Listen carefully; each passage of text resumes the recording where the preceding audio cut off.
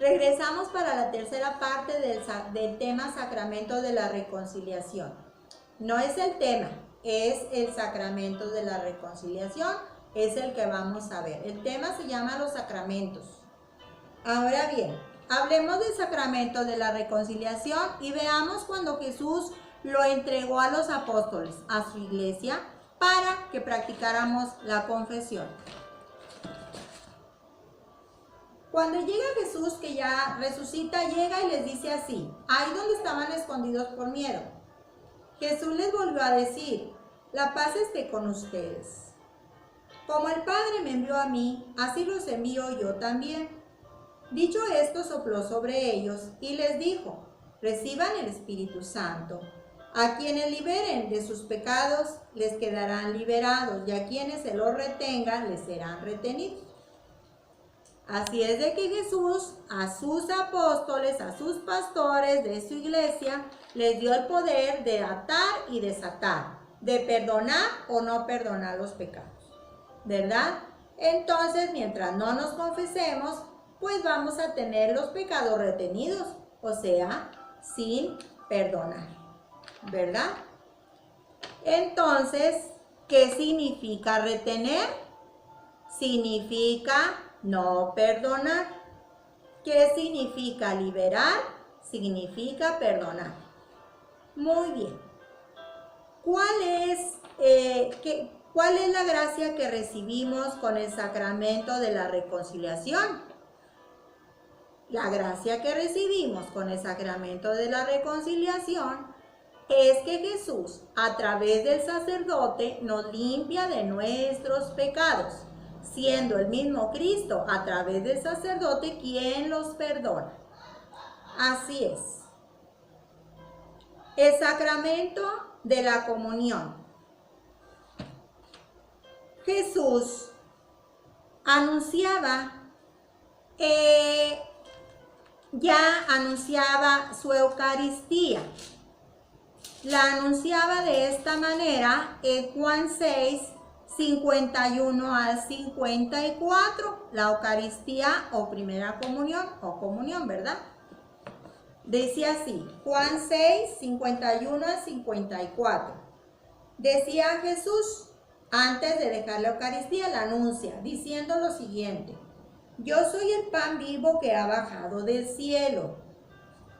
El que coma de este pan vivirá para siempre. El pan que yo daré es mi carne y lo daré para la vida del mundo.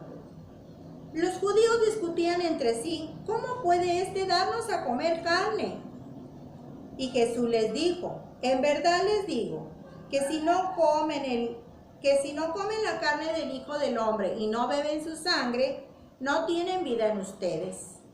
El que come mi carne y bebe mi sangre vive de vida eterna, y yo lo resucitaré el último día. Aquí ya anunciaba Jesús su Eucaristía, su pan. Dice: el pan que yo les daré es mi carne, ¿verdad?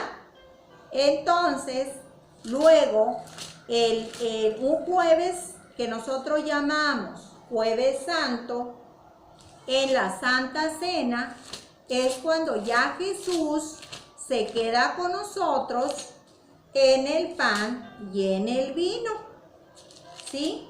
Ya lo había anunciado que había que comer ese cuerpo, su cuerpo y su sangre, ese pan y ese vino iba a ser su cuerpo para tener ¿qué?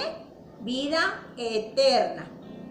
Entonces vamos a ver cómo está, dónde quedó ese pan del que habló. Mi pan es verdadera comida y mi sangre es verdadera bebida, y el que coma mi carne y beba mi sangre tendrá vida eterna. Vamos a ver cómo nos lo dejó antes de morir en la Santa Cena.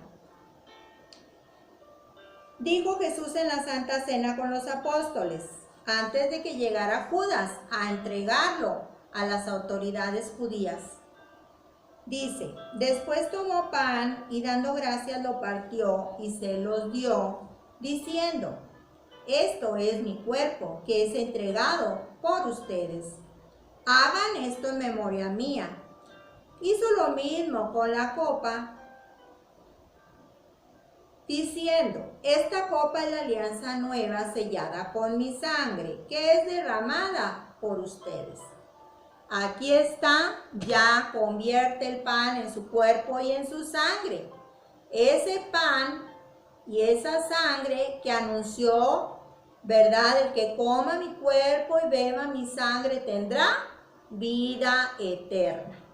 Y es por eso que nosotros tomamos la Sagrada Eucaristía y vamos a la misa, porque es ahí donde el sacerdote, repitiendo las palabras de Jesús, convierte el pan y el vino en el cuerpo y sangre de Cristo, en la Santa Misa, en el momento de la consagración, para que luego pasemos a comulgar, o sea, a comer y beber el cuerpo y sangre de Cristo cuando pasamos a comulgar, ¿verdad? Entonces, ¿cuál es la gracia de Jesús, de tomar a Jesús de Eucaristía? Unirnos a Cristo íntimamente, porque al comerlo Él está en nosotros y nosotros en Él, ¿sí? Él nos cuida, Él nos protege, Él nos conduce por sus caminos. Y el tomar la Eucaristía nos ayuda a vencer las tentaciones. Así es.